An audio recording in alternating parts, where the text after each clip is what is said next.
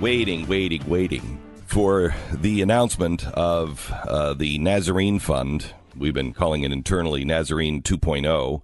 As you may know, the Nazarene Fund, started by this program and funded by you, was to save the persecuted Christians in the Middle East. And we just, do you remember what if we could save like 20 families? What was the beginning hope and dream? It was less than 100. If we could just save 100 families, it would be fantastic. We ended up protecting and relocating 6,000 persecuted Christians and Yazidis, and then we resettled 5,462 people, and then we evacuated and moved out of the country 7,602 people. That's not counting all of the other stuff that the Nazarene Fund did. Well, we wanted to get serious about helping the Christians and Yazidis. That wasn't serious. 6,000 families wasn't. Well, when we did that, we thought, that's really serious. And then we thought, we probably have 18 to 24 months before you're just not going to get back in there. And I think our people on the ground tell us that it's becoming wildly unstable, and the Christians that are being held in 18 to 24 months, you're not going to get them out. You're just not going to get them out. So we're going to announce something today, and we're going to need your help to pull something off that I don't know if anybody's ever done it, but nobody's ever done what this audience did last time. But we would like to get serious about the problem with slavery in the Middle East, and we'll announce that coming up in just a few minutes, so stand by for that. If you're not doing something, or let me put it this way, if you are doing something and it doesn't have some sort of an eternal consequence, why are you doing it? Why are any of us doing it? Before I left on vacation, we had a fundraiser for Mercury One, and we announced something at the fundraiser that I am so thrilled to be able to announce today. In 2015, I asked you to stand with me and say, never again is now, and help those Christians that were persecuted and other religious minorities that were persecuted in the Middle East, who had been displaced and terrorized by ISIS. Your gifts, there were no corporate checks that came in. There's no big sponsor of this. This is all coming in $10 and $20 and $30 checks. We raised over $18 million. And with that $18 million, here's what we accomplished.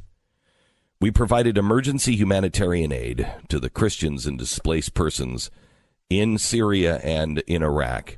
35,000 people were served.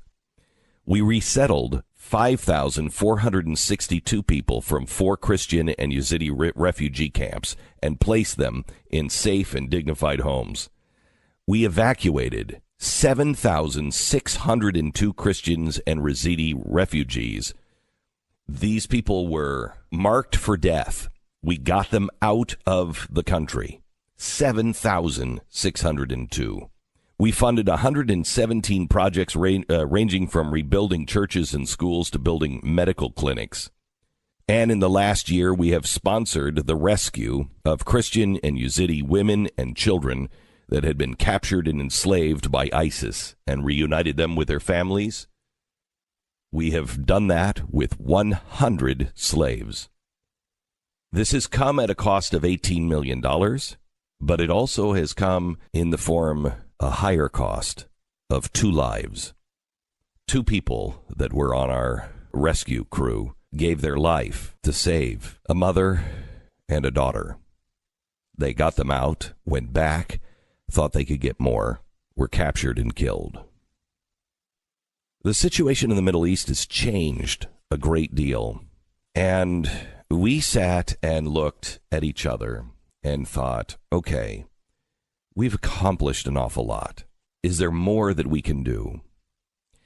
In talking to our sources on the ground in the Middle East, the next 18 to 24 months are really critical. By the 18 months, things are really going to change there, we think, and not for the better. There are currently 6,000 slaves, women and children, Christians, Yazidis, that are subhuman. They were brought into slavery by ISIS, and even though ISIS now has been wiped out, the effects of ISIS remain. They have set up a slave trade, and it's worse than that. They have also gone into organ selling. I can't give you the details because it will reveal sources and could reveal potential targets, but they are now capturing children, Christian children, and harvesting them for organs. I've seen this with my own eyes. It is horrific what is happening, and the world is not paying attention. We've decided to recommit ourselves. We would like to ask for your help. The Nazarene Fund has appointed a new CEO. His name is Tim Ballard. He is the CEO and operations specialist for Operation Underground Railroad. And Tim and I have been talking for a long time about combining our efforts because there are more Christians in northern Africa. We are just scratching the surface in the Middle East. I know you can do a hashtag, give us our children back, but we would like to send people in and actually get those children back. So we have a goal. We would like to raise $25 million in the next 12 months.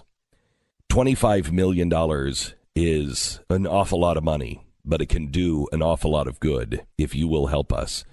We want to continue to liberate the captive and free the enslaved, and to rescue and rebuild and restore the lives of Christians and other persecuted religious and ethnic minorities whenever and wherever they're in need.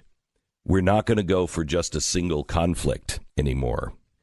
We would like you to help us rescue the slaves that are currently in the Middle East and break up the slave trade.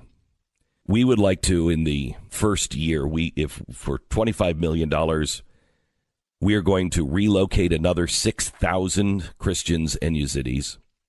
We will rebuild 250 homes. We will rescue 400 women and children kidnapped by ISIS and make a serious dent in the illegal trafficking and preserve the Christian community there in the Middle East.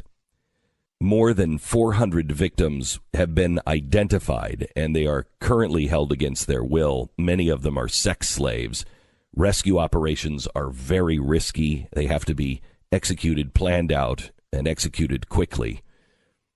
We believe that we can physically pull out of slavery 2,500 children, 400 kidnapped women and slaves.